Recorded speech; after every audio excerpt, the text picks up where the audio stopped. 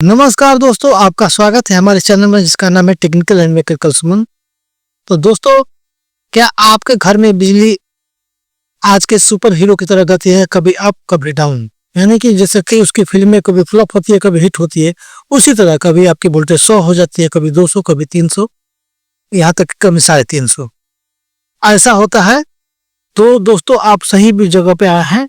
आपको अभी क्या चाहिए, यहाँ पर हम आपको बताएंगे कि आपको ऐसा करने के लिए आपको क्या करना पड़ेगा। आपको लगाना पड़ेगा स्टेबलाइजर, और स्टेबलाइजर के लिए आपको खरीदने के जाना भी होगा, तो उसके लिए भी आप ये वीडियो देख सकते हैं, और अगर आप बनाते हैं तो भी ये वीडियो देख सकते हैं।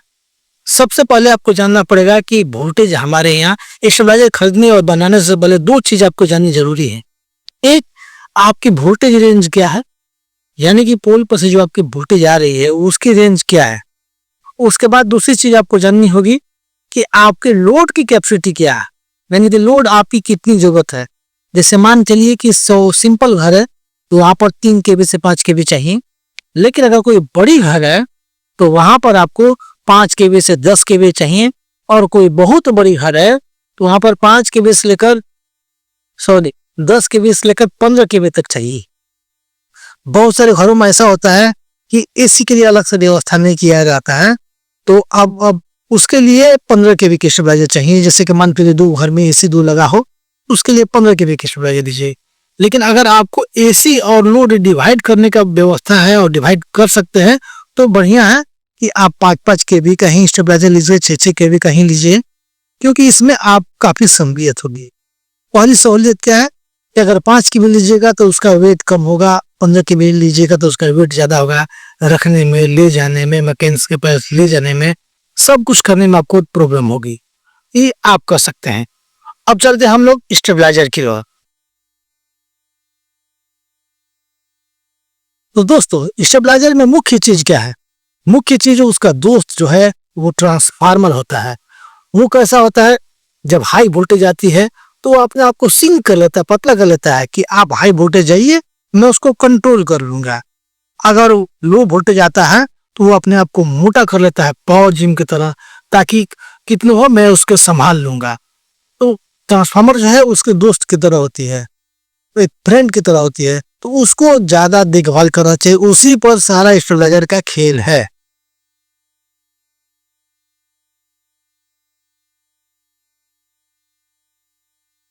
क्योंकि स्टेबलाइजर में और चीज भी महत्वपूर्ण होते हैं, तो आपको ये जानना होगा कि हमें कितनी कैपेसिटी की, कितनी वोल्टेज की आपको स्टेबलाइजर लेनी है। जैसे कि मान करिए सिंपल वे में, सिंपल घरों में आपको 90 से 300 स्टेबलाइजर बिकती है, और कहीं कहीं 90 से 440 बिकती है, और बहुत जगह पर ही आजकल 90 से 440 बिकती है। कहीं कहीं जिसको डबल फेज में चलानी होती है वो 200 से 500 भी लेते हैं, या 140 से 500 भी लेते हैं। ये आपको जानना जरूरी है कि मेरे यहाँ मिनिमम वोल्टेज कितनी रहती है और कितनी मिनिमम आ सकती है, और मैक्सिमम कितनी आती है और मैक्सिमम कितनी आ सकती है। इसके लिए पर आप स्टेबलाइजर का चयन कर सकते हैं। इसके लिए आप अगर खरीदने वाले हैं तो बेचने वाले की भी मदद ले सकते हैं कि उस एरिया में, उस जगह पर कौन सा स्टेबलाइजर चाहिए, वो आपकी मदद अच्छी तरह से कर सकता है। अब चलते हैं स्टेबलाइजर की मेन चीज की ओर, यानी कि उसके ट्रांसफार्मर की ओर। तो ट्रांसफार्मर में क्या क्या चीजें होती है? तो ट्रांसफार्मर एक चीज से नहीं बना हुआ है, कई चीज इसमें बनी हुई है। तो उसमें आपको क्या है, पहले नंबर उसमें कोर लगता है, वायर लगता है, और बॉबिन कोर की एरिया क्या होती है उसके बारे में हम फुल डिटेल बात करेंगे। और आज हम एग्जांपल लेंगे 15 केवीए का, 10 केवीए का, या 5 केवीए का। तो 5 केवीए का बहुत सारा मैंने वीडियो बना चुका हूँ और आगे भी बनाऊंगा। आज हम लोग बात करेंगे 10 केवीए। 10 केवी के वायर के बारे में बात करते हैं। तो वायर के बारे में बात करना है कि 10 केवी में कौन सी वायर लगेगी। तो 10 केवी में वायर अगर वोल्टेज के अनुसार होता है, यानी कि जहां पर वोल्टेज लगभग 140 से कम रह रही है, यानी कि 90-100 रह रही है, तो वहां पर आपको मोटी वायर लगानी पड़ेगी। और जहां पर वोल्टेज आपकी ज्यादा रह रही है, यानी कि जो आपको 150 प्लस रहती है, तो वहां पर आप अपनी तार भी उपयोग कर सकते हैं। तो ज्यादा अगर वोल्टेज जहां रह रही है वहां पर आप 10 नंबर का प्रयोग कर सकते हैं। 11 नंबर का प्रयोग कर सकते हैं आराम से, कोई दिक्कत नहीं है। जहां ज्यादा 150 से प्लस है और जहां लो है वहां पर आपको 10 नंबर का प्रयोग करना पड़ेगा। तो वायर का गेज है, कुछ लोग क्या करते हैं प्राइमरी और सेकेंडरी अलग करते हैं, अलग अलग करते हैं, वो भी आप कर सकते हैं। यानी कि अगर आपकी प्राइमरी है तो वो आप 11 नंबर कर सकते हैं और सेकेंडरी 10 नंबर कर सकते हैं। जहां पर आपको हमेशा लो वोल्टेज की प्रॉब्लम है वहां पर टोटली 10 से रिवाइंड कर सकते हैं, और जहां पर वोल्टेज आपकी बढ़िया रह रही है वहां पर आप 11 नंबर से डायरेक्ट कर दीजिए, कोई दिक्कत नहीं है। तो ये हो गई वायर की बात। अब इसके बाद उसके मुख्य मेन चीज वायर है, उसके बाद सेकेंड नंबर पर है कोर। तो हम कोर की बात करेंगे।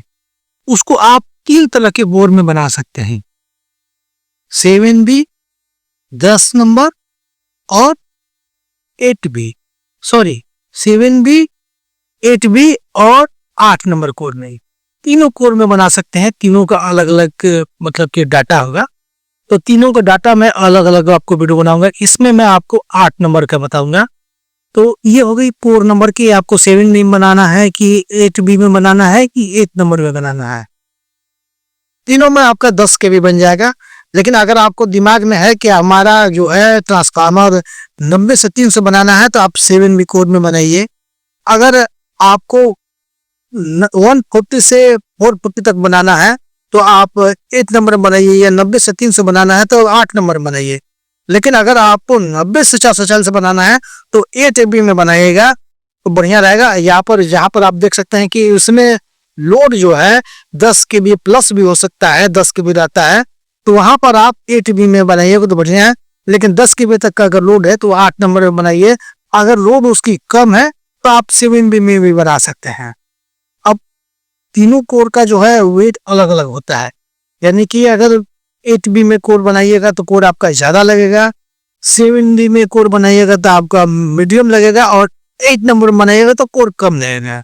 एग्जाम्पल के तौर पर अगर 8 नंबर 5 इंच में बनाते हैं तो आपको 20 किलो कोर लगेगा। इस समय अगर 8 नंबर 5 इंच में बनाते हैं तो आपको लगभग 24 किलो के आसपास, 25 किलो के आसपास 7B लगेगा। अगर आप 7 से 8B 3 इंच में बनाते हैं तो आपको लगभग 30 किलो के आसपास कोर लगेगा। ये आपका जानना जरूरी है। उसी तरह अगर आप सिर्फ 90 से 30 में अगर आप 11 नंबर से रिवाइंड करते हैं तो आपका लगभग 6.5 किलो के आसपास तार लगेगा। अगर आप 10 नंबर वायर का उपयोग करते हैं तो आपको लगभग 8 किलो के समथिंग वायर लगेगा। अगर दोनों मिक्स बनाइएगा तो लगभग 7 किलो के आसपास लगेगा। तो ये आपकी जो है कैलकुलेशन, उसके हिसाब से आपको वायर लगेंगे। लेकिन न्यूनतम आपको 6 किलो से तार कम लगेगा नहीं, 6.5 किलो से।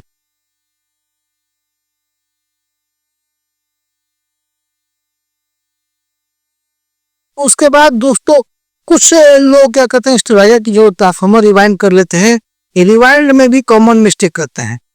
बहुत सारे क्या करते हैं लोग कि बॉबिन का प्रयोग नहीं करते हैं, पैसे बचाने के लिए गत्ते करते हैं। मैं राय दूंगा कि गत्ते पर मत कीजिए। गत्ते में एक फायदा होता है कि वार्निशिंग बढ़िया होती है, लेकिन नुकसान क्या होता है उसमें, नुकसान ये होता है कि उसमें बरसात के समय में उसमें नमी आती है, बॉडी में करंट भी आ सकते हैं, जबकि बॉबिन में ये प्रयोग नहीं, प्रॉब्लम नहीं है। दूसरी बात, कोर डालते समय थोड़ी सी भी मिस्टेक होने पर जो गत्ता होता है कट छट कर बॉडी करेक्ट आने लगती है, ये भी मिस्टेक नहीं होगा। उसके बाद अगर आप ट्रांसफार्मर रिवाइंड करते हैं तो बहुत सारे लोग क्या करते हैं कि लेयर पेपर का प्रयोग नहीं करते हैं। जैसे बहुत सारी कंपनी में लेयर पेपर का प्रयोग कीजिएगा तो आपके ट्रांसफार्मर की लाइफ कई गुना बढ़ सकती है, उसका प्रयोग आप जरूर करें। साथ में अगर आप पोर जो ट्रांसफार्मर भरते समय आप पोर भरते हैं तो बहुत सारे लोग ढीला भरते हैं, बहुत सारे लोग टाइट करते हैं। आपको मीडियम इस तरह करना है, बहुत ज्यादा टाइट करने पर भी बॉबिन फट जाती है, कपड़े जो गत्ते होते हैं फट जाते हैं और फटकर बॉडी में टच होने की या फिर उसकी संभावना हो जाती है।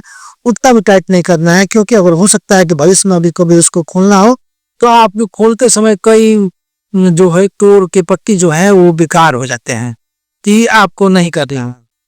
उसके बाद अगर आप जिस भी कलर का प्रयोग करते हो, कम से कम आज के डेट में C6 का प्रयोग करें। बहुत सारे लोग क्या करते हैं कि उसमें C3 का प्रयोग कर देते हैं, जो C3 तो मई में तो ठीक है, लेकिन बहुत जल्द वो जंग लगने स्टार्ट हो जाती है, जबकि C6 में वैसा नहीं।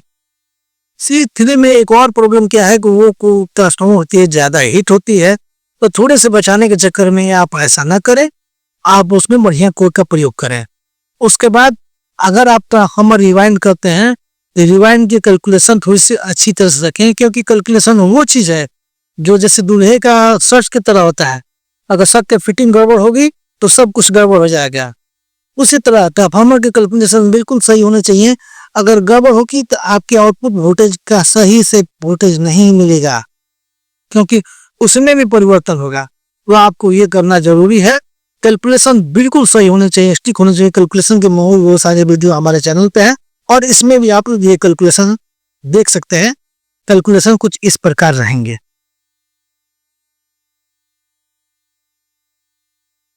अब दोस्तों उसके बाद ट्रांसफार्मर के बाद अब क्या होने चाहिए, अच्छी मजबूत कैबिनेट होने चाहिए। उसमें मुख्य चीज उसके एचटी जो हो अच्छी क्वालिटी होनी चाहिए।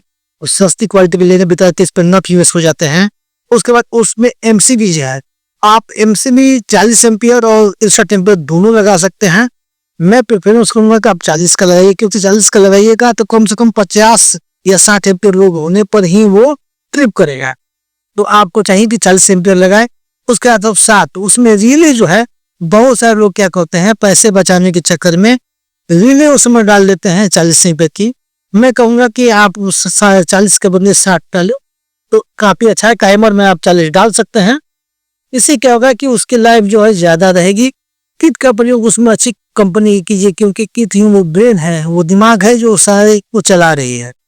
यानी कि शरीर जो है रिले और आपका ट्रांसफार्मर है, लेकिन जो उसका ब्रेन है वो किट है। तो किट बढ़िया कंपनी होनी चाहिए, क्योंकि सारा दोनों मदार उस किट पर ही है। उसके बाद आपको रिले का अच्छी कंपनी का भी प्रयोग कर सकते हैं। बहुत सारी कंपनी आई, ये नहीं मैं कहूंगा कि आप टन में क्या लगाइए ये लगाइए, तो कि डन में भी काफी शिकायत आ रही है। तो आपकी अपनी की मर्जी, आपके एरिया में कौन सा एजेंसी है, किसकी जो है आपकी सर्विस अच्छी है, और साथ में किसकी जो है जो आप समय पर आपका रिप्लेसमेंट हो लेते हैं, वो सब आपको देखना, वो अपने आप मैनेज कर सकते हैं। उसके बाद किट के प्रयोग में बहुत सारी किट हैं जो बहुत अच्छी परफॉर्मेंस करती है। लोकल किट का इस्तेमाल मत करें, क्योंकि लोकल किट पर क्या होता है कि साल या 2 साल बाद फेल हो जाते हैं। साथ में कुछ ऐसी किटें हैं जो नॉन डिजिटल है, उसका भी प्रयोग करते हैं, जिसमें 324 ऐसी है, उसके बाद टाइमर लगा रहता है, वो भी किट अच्छे प्रयोग करती है। अगर उसका प्रयोग करते हैं तो कम से कम 2999 का प्रयोग करें, क्योंकि उसको अगर 600 मिल दो तो वो मैं फेल ना हो, तो उसका आप प्रयोग कर सकते हैं। उसके बाद अगर आप भी स्टेबलाइजर की जो है कैबिनेट तो मजबूत होनी चाहिए, क्योंकि ट्रांसफार्मर आपकी वेटेड हो जाएगी। और नीचे जो गोड़िया लगाते हैं वो गोड़िया एक्स्ट्रा लगाए, ट्रांसफार्मर के पास में लगाए, ताकि बैलेंस बना रहे, आपका बॉडी टच को नहीं, सेप बिगड़े नहीं। उसके अलावा उसमें जो वायर का उपयोग करते हैं वो कम से कम आपको 6 mm से 8 mm के बीच का प्रयोग करना चाहिए, उससे कम का प्रयोग मत कीजिए। बहुत सारे लोग क्या करते हैं कि लूप निकालने के लिए 4 mm का बूटा दे करते थे, तो आप नहीं कीजिए तो बढ़िया रहेगा। और एक मजबूत बनाए, ताकि जब आपका परफॉर्मेंस बढ़िया रहेगा तो आप उससे प्रचार बढ़ेगा, लोग आपके पास आएंगे और काम करवाएंगे। तो दोस्तों मैंने आपको ये वीडियो यहाँ मैं समाप्त करने वाला हूँ। उम्मीद है कि हमारे जो चैनल पर जो आते हैं, अगर सीखने के लिए आइएगा तो पूरी तरह से प्रैक्टिकल वीडियो है, पूरी तरह से नॉलेज वाली है और पूरी तरह से सही है, कोई मिसलीडिंग नहीं है। आप इस तरह की वीडियो देख सकते हैं। और उसके बाद आपको ये आप डाटा भी है, इसमें आप डाटा भी देख सकते हैं। ये डाटा वो डाटा है जो मैं प्रैक्टिकल तौर पे मैं खुद उपयोग करता हूँ, वो भी आज नहीं लगभग 25 वर्षों से। तो आप उसका ऊपर इस डाटा का प्रयोग कीजिए। कोई कंप्लेन हो तो कमेंट में जरूर कहिए, और वीडियो जो अच्छा लगे तो कमेंट में कहिए, कुछ और जानना चाहते हैं तो भी कमेंट में कहिए, और वीडियो अच्छा लगे तो उनको शेयर कीजिए। ये जो मैकेनिक्स है, ये जो डिटेल की वाइंडिंग की है, ये सब जो वीडियो है अपने वैसे मित्रों को मत शेयर कीजिए जिनको कोई मतलब नहीं है, वो इंटरटेनमेंट देखने आते हैं, ये नॉलेज वाली वीडियो है, तो उनके पास वो मत भेजे, उनके पास ये वीडियो मत शेयर कीजिए। शेयर अपने मैकेनिक्स भाइयों के पास कीजिए। और वीडियो कैसा लगा कमेंट में जरूर कहिएगा। फिर मिलेंगे हमको आप नेक्स्ट वीडियो में, तब तक के लिए बाय बाय।